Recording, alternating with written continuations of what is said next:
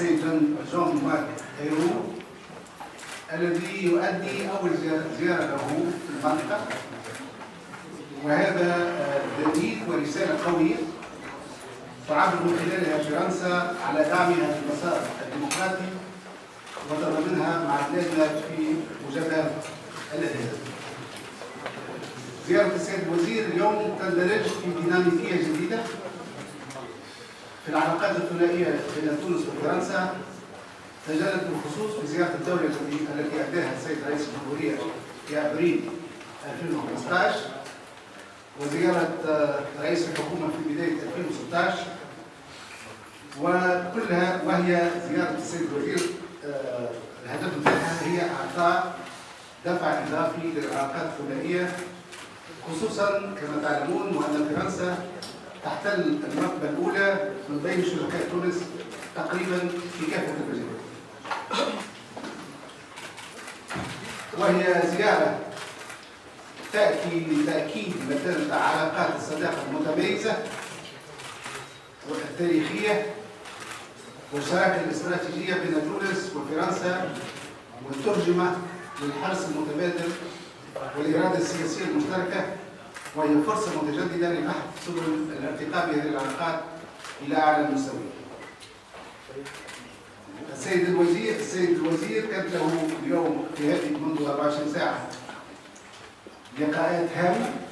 أولا تم استقباله من قبل رئيس الجمهورية هذا الصباح، وكانت له جلسة عمل مع السيد رئيس الحكومة، وسيتم قبولها أيضا من السيد رئيس مجلس نواب الشعب، كما سيشارك معنا هذا المساء في مراسم إحياء الذكرى الأولى للاعتداء الإرهابي على متحف الأرض.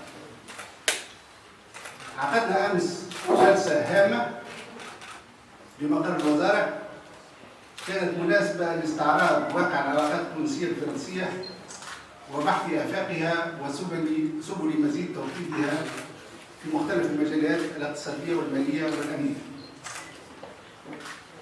تطرقنا أيضا خلالها إلى مساندة الحكومة الفرنسية لتونس في مجال الدعم التنموي والاقتصادي والأمني، وأريد أن أؤكد شكر الحكومة التونسية لوقوف فرنسا إلى جانب تونس منذ الأشهر الأولى التي تلقت، والدعم التي قدمتها فرنسا في مختلف المجالات، مجالات الانتقال الديمقراطي، وأيضا لمساعدة تونس لمواجهة التحديات الاقتصادية والأمنية التي تعرفها.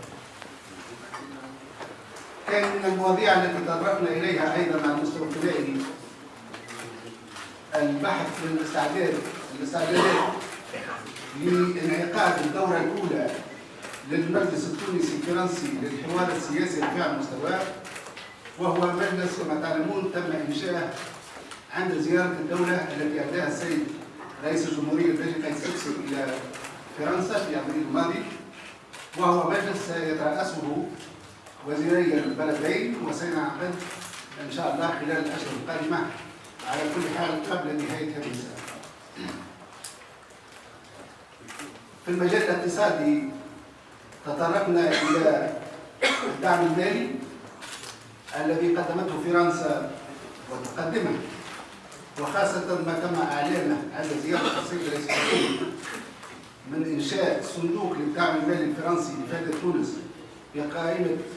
بقيمة مليار أورو على مدى ال5 سنوات القادمة، يخصص لبحث المشاريع التنموية في الجهات الداخلية وخلق فرص مواطن شغل للشباب وإنجاز الإصلاحات الهيكلية الكبرى للاقتصاد التونسي. تطرقنا أيضا إلى مسألة تذكرة العيون، وقدم السيد رئيس الحكومة الشكر في تونس إلى فرنسا لما قدمته لحد الآن في هذا المجال، وهو تمكين تونس من تذكرة 60 مليون أورو من دين تونس في إنشاء مستشفى جامعي بمدينة الياصر. كما أيضا تطرقنا إلى التعاون المركزي وأهمية التعاون المركزي والتعاون بين الجهات والبلديات، وهناك آفاق كبيرة للتعاون في هذا المجال. أما بخصوص مكافحة الإرهاب فقد تمنى الدعم الفرنسي لبلادنا على هذا المستوى، وهناك العديد من المجالات فيها من الميادين التي تم التعرض إليها في المستوى الأمني. ونؤكد هنا بهذه المناسبة أكدنا للسيد الوزير على حرص تونس على تعزيز هذا التعاون والمزيد تقديم المزيد من تبادل الخبرات والاستعلامات بما يساعد تونس على تأمين حدودها ودحر آفة الإرهاب والتهريب. كما أكدنا أنه ما تقول تونس أن مسألة الإرهاب مسألة تتجاوز بلد معين، بل هي مسألة ظاهرة إقليمية ودولية، ويستدعي متابعتها تضافر الجهود على المستوى الإقليمي والدولي. وأكد السيد الوزير دعمه لتونس في هذا المجال والتنسيق معنا في تمكين القوات التونسية، قوات الأمن، من القدرات، من تعزيز قدراتها في مواجهة الإرهاب. بخصوص علاقاتنا، بالإضافة إلى علاقاتنا الثنائية التونسية الفرنسية، تطرقنا أيضا خلال جلسة العمل وخلال مقابلة السيد الوزير مع رئيس الحكومة ورئيس الدولة إلى مسألة دور الفرنسي في إطار الاتحاد الأوروبي وما يمكنه أن تقدمه فرنسا في هذا الإطار، وهي الشريك الأول كما قلت في تونس لدعم تونس في مسعاها لتعزيز علاقاتها مع الاتحاد الأوروبي وتحسيس الجنوب الأوروبي للوقوف أكثر مع تونس في هذه المرحلة الحساسة في تاريخها، وخاصة من خلال استنباط طرق وأدوات جديدة للتعاون يتمكن منها الاتحاد الأوروبي من تعزيز دعمه المالي والفني لتونس في هذه المرحلة الهامة التاريخية. بطبيعة الحال كان الموعد المناسب أيضا للتطرق لبعض المسائل الإقليمية، وعلى رأسها بطبيعة الحال المسألة الليبية.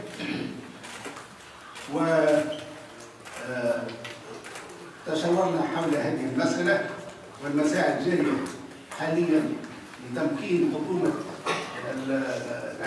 الوفاق الوطني من الانتقال إلى طرابلس والتمكن من الحكم من الاستقرار في مدينة طرابلس والقيام بدورها بخصوص الابتلاع بدورها بخصوص مكافحة الإرهاب واسترجاع الأمن لليبيا شقيقة. وفي هذا المجال أطلع السيد الوزير على ما تقوم به تونس الآن من استعدادات احتضان بداية من الأسبوع القادم يوم 21 مارس الحالي، يعني الاجتماع القادم لوزراء خارجية كل الجوار الليبي لمساندة الأشقاء الليبيين ودفع المسار السياسي ومساعدة حكومة الوفاق الوطني على ممارسة مهامها في العاصمة طرابلس. وهذا الاجتماع كما تعلمون سيحضره 7 وزراء خارجية من دول الجوار وكذلك الأمين العام لجماعة الدول العربية وممثل الاتحاد الأوروبي والاتحاد الأفريقي، وسننظر فيه كيف سنمكن أشقائنا الليبيين من استكمال مراحل الحل السياسي، وبالأساس كيف سنمكنهم من الانتقال إلى طرابلس والاطلاع بمهامهم في تقديم الخدمات للشعبية.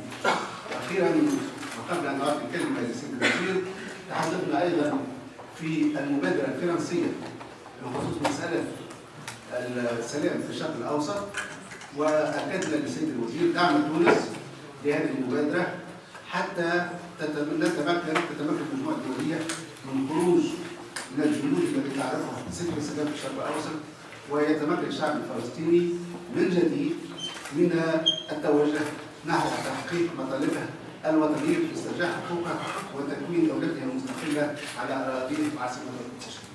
شكرا جزيلا سيد الوزير والكلمة لكم.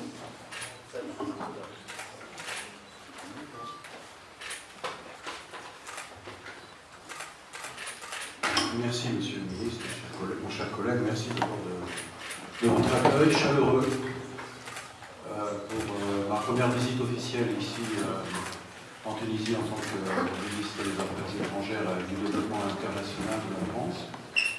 J'ai choisi de venir en Tunisie comme premier déplacement au Maghreb. On pourrait dire presque comme premier déplacement officiel, même si je me suis rendu au Caire pour rencontrer la Ligue arabe et aussi la en solidarité après les attentats de l'ambassade, mais comme première visite officielle hors de l'Union européenne. Et ce n'est pas un hasard, c'est un message de confiance, de soutien, d'amitié avec la Tunisie, son peuple, et avec le soutien au choix du peuple tunisien, du choix de la révolution, du choix de la démocratie. Et en même temps, malheureusement, la Tunisie est comme la France, la cible du terrorisme. Ce n'est pas par hasard, c'est en raison des valeurs que nous défendons, des valeurs communes de démocratie, de pluralisme, d'ouverture. Et vous avez été, vous aussi, touchés avec une grande brutalité. Je pense aux 3 attentats de l'année 2015, au Bardo. Nous nous rendrons ensemble tout à l'heure. Vous avez bien voulu m'inviter pour cette cérémonie de souvenir et de recueillement à Sousse et à Tunis. Tout cela démontre que la réussite de la transition démocratique tunisienne est insupportable pour les obscurantistes de Daesh. L'attaque qui a été menée contre Ben Gherdan il y a de cela quelques jours prétendait abattre les frontières et défier un État démocratique et souverain. La réponse du peuple tunisien et de ses forces armées est forte. Et elle est surtout sans équivoque. Car ici, ce que vous nous avez dit, mais je le crois profondément, il n'y a pas de place pour le terrorisme en Tunisie. La Tunisie, les Tunisiens gagneront cette bataille contre le terrorisme, j'en suis convaincu. J'adresse mes condoléances aux familles des victimes civiles et aussi des forces armées. Je veux rendre hommage au courage et au professionnalisme des forces de sécurité qui ont su faire face avec sang-froid à cette attaque et qui tous les jours protègent les Tunisiens contre la menace terroriste. Je voudrais aussi dire un mot plus spécifiquement à l'adresse des Tunisiens vivant dans ces régions. Ils souffrent particulièrement des difficultés économiques et sociales, vous le savez. Le terrorisme vous menace, vous frappe, chers amis tunisiens de ces régions, dans votre vie quotidienne. Mais vous avez montré votre dignité, votre courage pour y faire face, et la France tient à vous rendre hommage. C'est d'abord vers vous que se tourne notre effort, qui se fixe, j'y reviendrai, les 2 objectifs majeurs que sont le désenclavement des régions défavorisées et l'emploi des jeunes.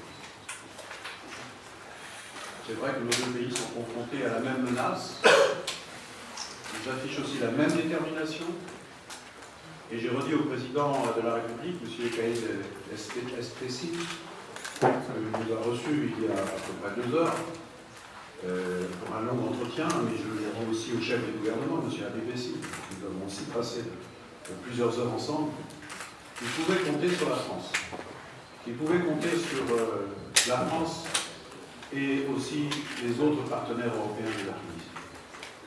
Nous avons conscience de l'impératif que représente pour la Tunisie la stabilisation de la Libye.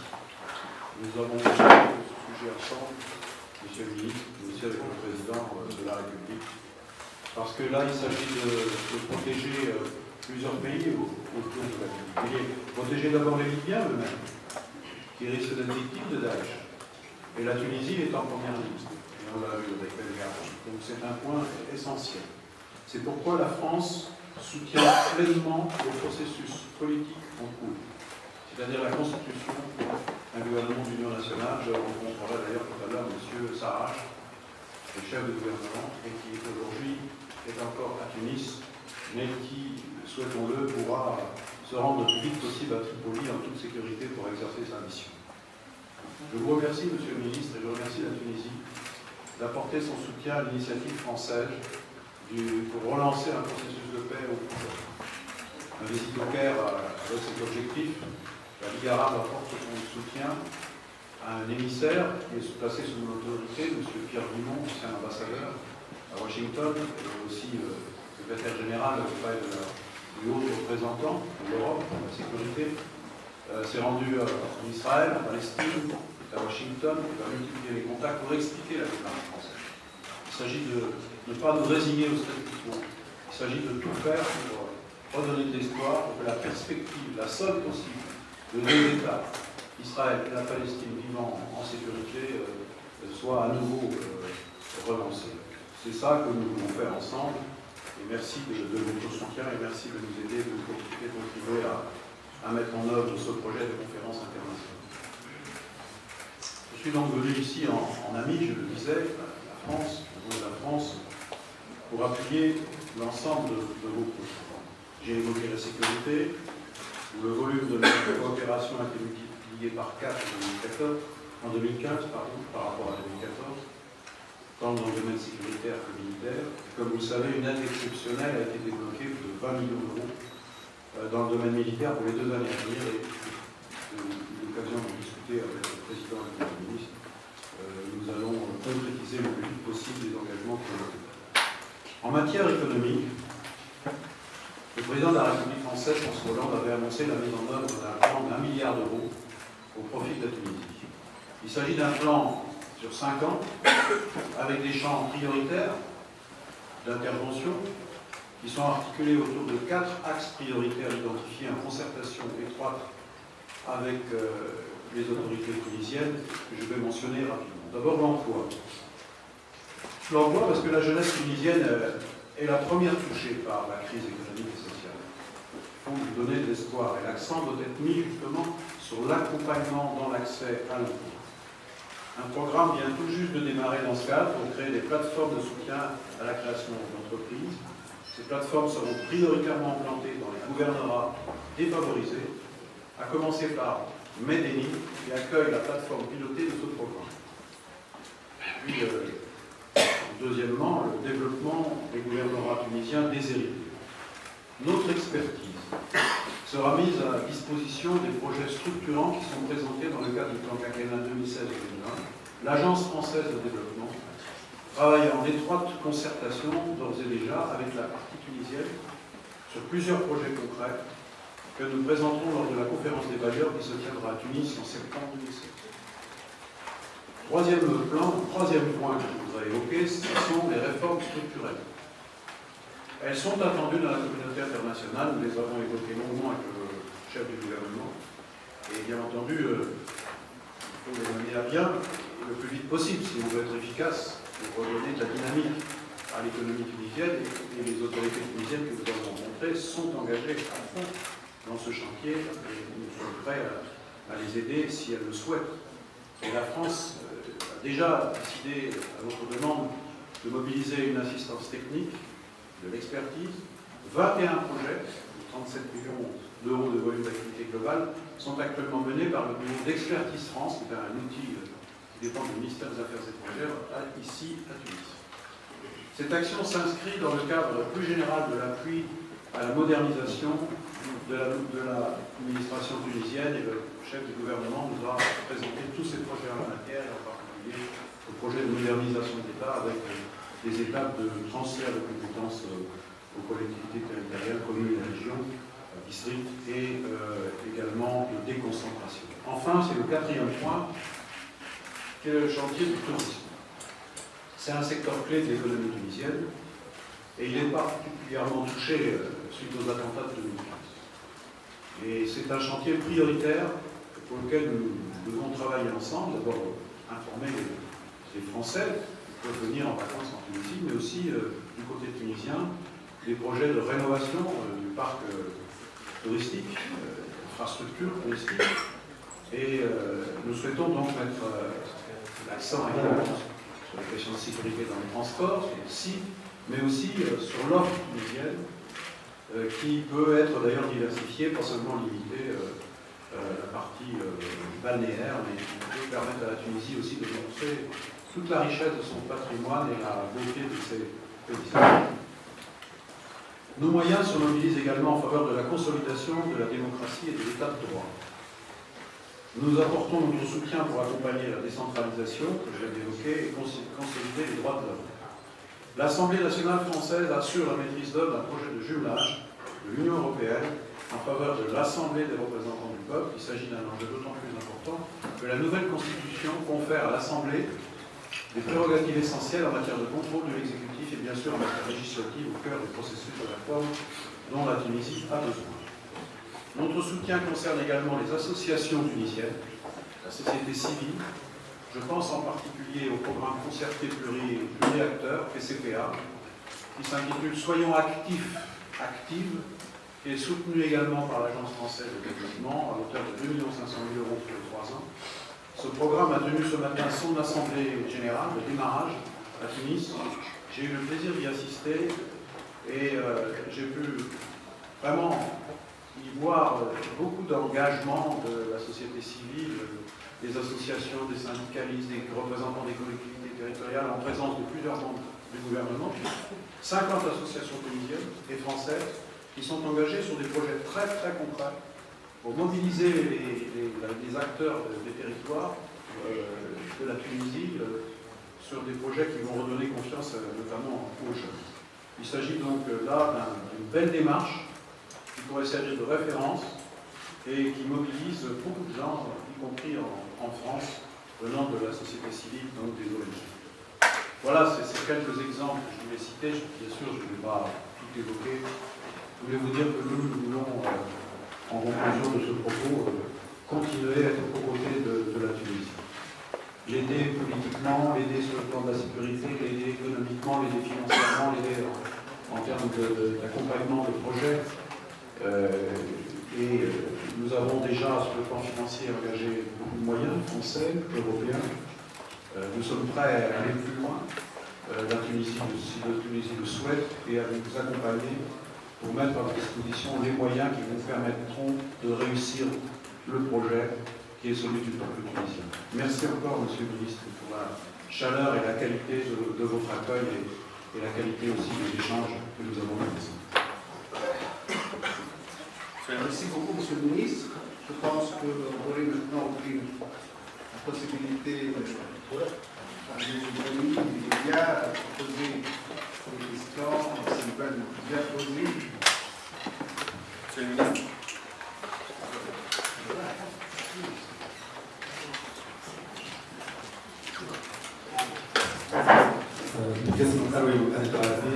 Monsieur le ministre français, je vais poser ma question et excusez-moi en arabe. قلتم أن اللقاء تمحور وتناول الملف الليبي. نتساءل أي دور يمكن أن تلعبه فرنسا في نقل الحكومة إلى طرابلس خصوصا في ظل عدم التوافق على هذه الحكومة التي لا تحظى في تأكيد الطرفين في ليبيا. نتساءل ما هو الدور الذي يمكن أن تلعبه فرنسا ويمكن أيضا أن يفيدنا الوزير التونسي كيف لتونس أن تدعم مع دول الجوار نقل هذه الحكومة إلى طرابلس. شكرا.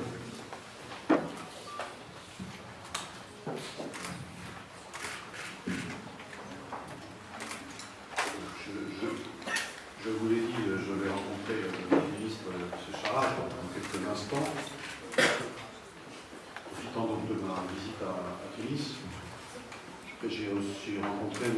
Kobler, l'envoyé spécial des Nations Unies lundi dernier à Bruxelles, avec mes collègues ministres des Affaires étrangères. J'ai participé à plusieurs réunions avec les Britanniques, les Allemands, les Italiens, les Américains sur cette question libyenne. Il y a urgence, je le répète, à ce que soit installé et reconnu un gouvernement d'union nationale en Libye. Rien ne peut se faire, ne peut être entrepris sans cet État. Alors les conditions sont presque réunies, puisque M. Sarraj a composé un gouvernement. 109 parlementaires de la Chambre des représentants ont donné un avis favorable à son approbation, à sa reconnaissance. Mais pour l'instant, l'Assemblée n'a pas pu se réunir à tout groupe parce qu'un certain nombre de personnes se mettent en travers. Et l'objectif, c'est bien que ce gouvernement soit reconnu par la communauté internationale, les forces l'égalité et qu'ils puissent s'installer dans la capitale Tripoli en toute sécurité. Et vous m'avez posé la question de faire, dans le cadre de ce qui sera décidé par le Conseil de sécurité. La France est prête à apporter son concours pour assurer la sécurité du gouvernement. Le gouvernement qui puisse travailler. Alors je termine pour vous dire que la France est très engagée pour que ce gouvernement soit installé vraiment et qui travaille comme un partenaire. Et je pense que nos amis tunisiens sont dans le même état d'esprit. Il y a urgence, la Tunisie est en première ligne face à cette situation chaotique et dangereuse en Libye.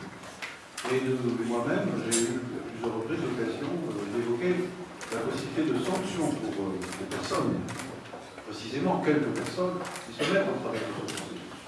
Et donc cette proposition a été faite, elle a été évoquée par les ministres des Affaires étrangères européens lundi dernier, et c'est une proposition qui fait son chemin. Donc si rien ne bouge, il faut s'attendre à ce que ceux qui auront empêché ce processus soient tenus pour responsables. شكرا جزيلا. أنا فقط أريد أن أضيف بخصوص اجتماع دول الجوار، لا أريد أن أسبق المكان وأقول لك ما ستكون إليه مباحثاتنا في إطار دول الجوار، ولكن ما أريد أن أؤكده في المرحلة هذه حاليا أن كما تفضل السيد الوزير تونس مهتمة جدا بالوضع في ليبيا، لأن بطبيعة الحال الأمور اللي هي ليبيا هي جارتنا، وكل ما يجري في ليبيا عنده تأثير مباشر في مطلعه على تونس، سواء على المستوى الأمني وعلى أساس كل العمليات الإرهابية التي تمت في تونس كانت لها علاقة بطريقة أو بأخرى مع ما يجري في ليبيا. وبالتالي في دول الجوار لما نجتمع سنؤكد على بعض المبادئ الهامة اللي هي أولا مبدأ وحدة ليبيا، سلامتها الترابية، دعوة الليبيين الفرقاء الليبيين إلى الاتفاق حول حل سياسي، وهذا الحل السياسي هو مفتاح كل القضايا في ليبيا. وسندعو أيضا بطبيعة الحال إلى تعجيل لحكومة الوفاق الوطني بالتحول إلى طرابلس عاصمة ليبيا والاستقرار بها والقيام والاتباع بدورها. بطبيعة الحال هذا كله يقتضي تدخل المجموعة الدولية مجسدة في مجلس الأمن. نحن نعتقد أن مجلس الأمن هو الإطار الكفيل بتقديم المعونة والمساندة لحكومة الوفاق الوطني والمجلس الرئاسي الليبي للتنقل إلى ليبيا والاستقرار في ليبيا والقيام بدورها. أيمن عبرودي من قناة التاسعة. السؤال موجه إلى السيد وزير الخارجية الفرنسي. ذكرتم منذ قليل وقلتم أن فرنسا ستواصل دعمها لتونس خاصة في المجال الأمني وفي مجال مكافحة. نريد أن نعرف آفاق هذا التعاون، وهل هناك نية لتعزيز التعاون الأمني بين تونس وفرنسا خاصة في مجال الاستعلامات وفي مراقبة الحدود، وخاصة في ظل تدهور الوضع الأمني في الجارة ليبيا. شكرا. La France, je viens de le mentionner, a décidé d'augmenter la période 2017 sa contribution financière de 20 millions d'euros, qui est destinée à l'acquisition d'équipements, mais aussi à la formation des forces armées, mais aussi au renforcement de la coopération dans le domaine du renseignement. C'est la question que vous avez posée.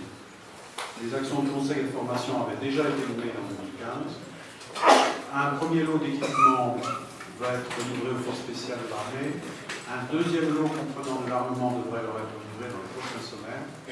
Et en ce qui concerne la mobilisation des partenaires, le groupe de travail en G7+3, c'est-à-dire l'Union européenne, la Belgique et l'Espagne en plus, qui touche sur plusieurs questions: la protection des frontières, la protection des sites touristiques et sensibles, la lutte antiterroriste et la sûreté aéroportuaire. Et quand la France devait revenir, elle a quadruplé son offre de coopération sécuritaire en 2015 par rapport en 2014.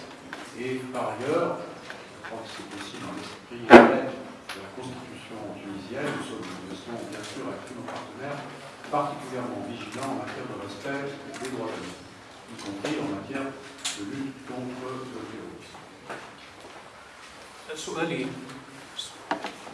سؤالي موجه للسيد وزير خارجية فرنسا خليل من الدين من شبكة الجزيرة. تتحدثون عن مبادرة فرنسية لحل أزمة الشرق الأوسط. هل ممكن أن نعرف ملامح هذه المبادرة؟ وهل يتم الضغط خصوصا في ظل أن إسرائيل ترفض دائما المبادرة العربية؟ ما هو الجديد في مبادرتكم لدفع بعملية السلام إلى الأمام؟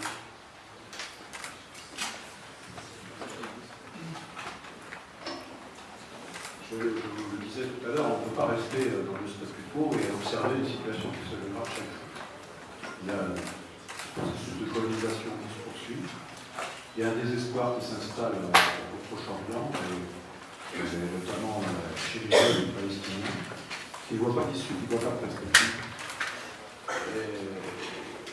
et qui se traduit aussi par de la violence, un enchaînement de la violence, en Palestine comme en Israël. Et cette violence est particulièrement dangereuse pour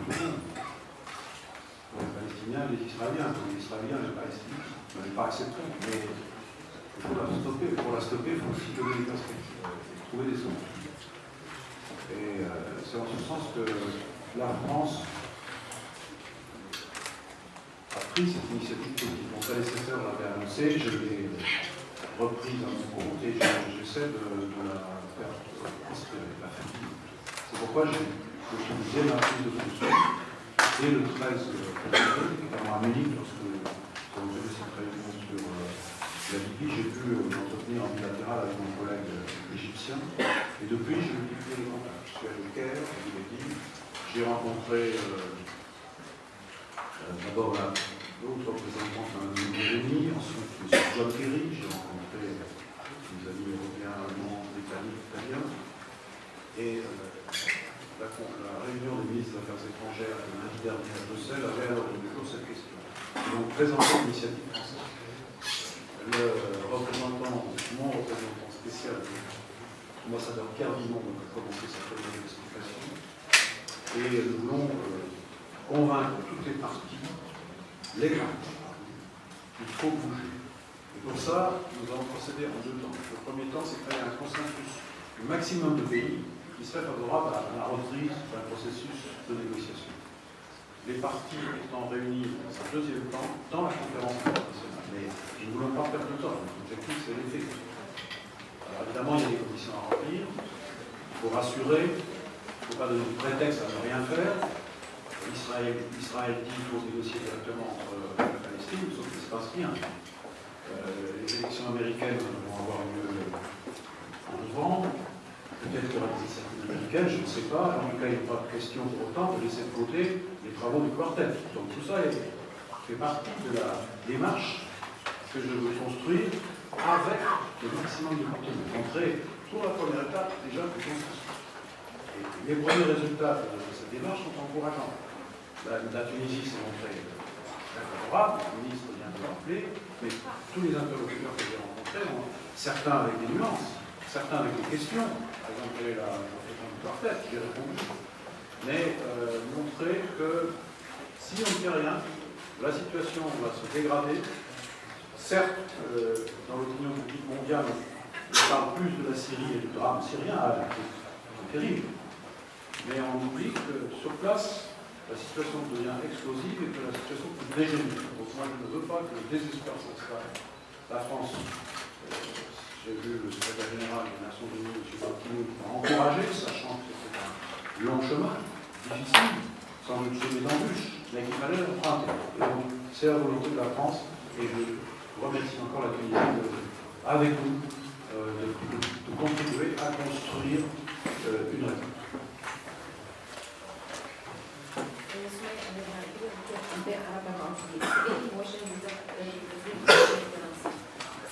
لاحظنا ان الطريقه الفرنسيه في معالجه الملف السوري قد تغيرت مؤخرا، وهل ان الزياره يكون فيها جانب من دعم بشار الاسد كرئيس، وما هو موقفكم من المعارضه السوريه؟ شكرا.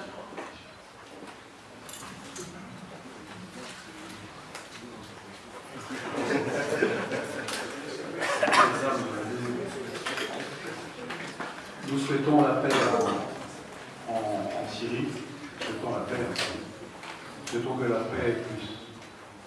permette aussi à ce pays de se reconstruire. Et nous souhaitons aussi que la paix permette aussi aux Syriens qui ont fui la guerre puissent retourner dans leur pays. C'est leur souhait pour l'immense majorité. Donc nous ferons tout pour que ce qui a recommencé à Genève, le processus politique, la solution politique, se poursuive. Mais c'est difficile. C'est difficile. Il y a des conditions à remplir. Voilà. Les choses ont bougé dans la bonne direction, puisqu'il y a une trêve, un cessez-le-feu. Mais nous devons être extrêmement vigilants pour son respect intégral. Et ce n'est pas encore le cas. Nous avons fait, à mon invitation, une réunion à Paris dimanche dernier avec le secrétaire d'État américain John Kerry, le ministre des Affaires étrangères allemand, britannique, italien et la haute représentante de l'Union européenne pour analyser la situation. Et notamment, nous, les Européens qui étions là autour de la table, nous avons demandé à être associés étroitement au contrôle de ce cessez-le-feu. Nous voulons être certains qu'il est effectif ou qu'il n'y a pas de manœuvre pour ne pas le respecter complètement, tout en rappelant que nous devons continuer à nous battre contre Daesh et à Nosra, qui ne sont pas dans la trêve. Enfin, cette bataille peut se poursuivre. Elle est indispensable. Et même chronique. Mais vigilance sur le cessez-le-feu. Et deuxième exigence, c'est l'accès de l'aide humanitaire. Et pour l'instant, l'aide humanitaire n'arrive pas par là. C'est d'ailleurs le régime qui l'empêche. Il met des entraves. Comme Daria, par exemple, qui est près de Damas, ne bénéficie pas de l'aide humanitaire, c'est un scandale. Et ça, pour des raisons politiques, uniquement parce que le régime de Bachar al-Assad l'empêche. Donc, ce sont deux exigences. Et la troisième exigence, c'est que le processus politique, qui est animé par l'envoyé spécial des Nations Unies, M. Staffan de Mistura, reprenne. Il a repris. Il est délicat. Il a commencé par des provocations des ministres des Affaires étrangères syriens. Et nous voulons une solution politique. Une solution politique qui ne conduise pas à oublier les crimes. Je vais vous poser une question. Les crimes qui ont conduit à la mort de 270 000 Syriens, dont le régime est responsable. Et puis, nous voulons une solution politique qui ne conduise pas au chaos, comme nous avons malheureusement eu l'expérience avec l'intervention en Irak. Donc, nous voulons de la stabilité dans la Syrie, mais en même temps, nous voulons des forces d'opposition, celles qui ne sont pas terroristes, qui sont coordonnées par M. Djab, puissent trouver leur place dans ce processus. Il faudrait une vraie place dans les institutions de la Syrie, et que des représentants du régime actuel, pas les responsables, puissent aussi y être intégrés. Donc c'est vers ce processus qu'il faut aller, il est complexe, mais il faut se mettre en mouvement rapidement. On ne peut pas laisser la situation se dégrader à nouveau et tout faire pour éviter que reprenne la guerre. Parce que si la guerre reprenait, elle reprendrait sans doute d'une forme encore plus violente, qui pourrait provoquer une déstructuration complète de cette région du Moyen-Orient. Donc notre volonté, c'est la paix. Alors ça veut dire qu'il faut discuter avec tout le monde. J'ai cité les Américains, mais il y a les Russes qui sont des partenaires avec lesquels il faut en toute franchise donner notre avis, y compris sur la question de la réforme politique, et pas seulement la cessation de l'hostilité. Et puis il faut parler avec les autres pays de la région, l'Arabie Saoudite, les Émirats, l'Iran. La France est dans cet état d'esprit, et la France est dans cet état d'esprit en associant le plus étroitement possible les Européens à cette démarche. Nous, la multiplication des réunions que nous avons tenues, nous en prendrons encore d'autres. Le président Hollande est aujourd'hui au Conseil européen, il a évidemment profité de cette occasion pour rediscuter avec les Européens, rediscuter avec les Britanniques, rediscuter avec les Allemands et la haute représentante. Merci. موجه للسيد وزير الخارجيه الفرنسي. قلتم انكم اصدقاء تونس وتدعمون تونس في مصالح الديمقراطيه، وتعرفون تونس ان تعيش على مشاكل كبيره هي البطاله والتفاوت الجنسي، وقلتم ستسعون لدى شركائكم في الاتحاد الاوروبي لدعم مسار تونس. الى اي مدى يمكن فرنسا ان تساعد تونس مع شركائها في الاتحاد الاوروبي لدعمها في هذا المسار؟